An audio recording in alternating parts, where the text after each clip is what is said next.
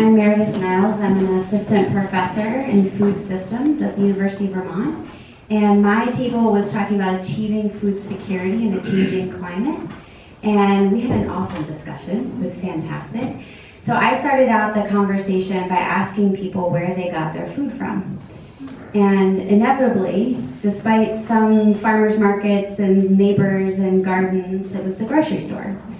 And so then I asked, what would you do if there was no food in the grocery store one day? Which led us into a pretty interesting conversation, thinking about climate change and food security across multiple scales. So how it could affect us here in the United States. Our distance between the food that's grown and how we get it is much longer than often in places like Latin America, where EcoLogic works, where people have a drought and they don't eat because that distance is so short. But nevertheless, here in the United States, we could still also be affected by climate change through the supply chain more broadly. So we talked about what does that mean and what would we do? And what does it mean that we live in a globalized food system? And so we might be affected by climate change, but also farmers all over the world would be affected by climate change. We coalesced around a couple of common themes that we thought were important.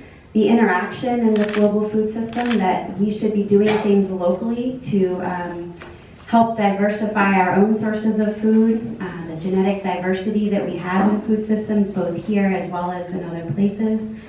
That we should think about traditional knowledge and sources of knowledge and people in these systems.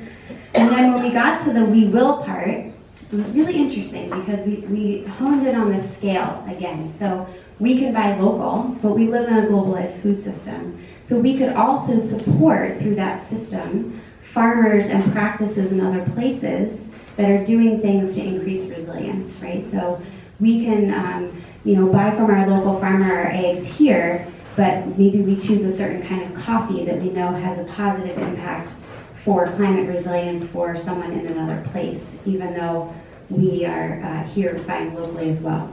So we really talked about how do we build resilience in a global food system for food security and climate change, how do we connect people? And I thought Sarah had a really great quote, so I was going to finish with it. She said, ultimately, we aren't food secure because we're all connected. So it was a really great conversation, and really thankful to everyone that participated.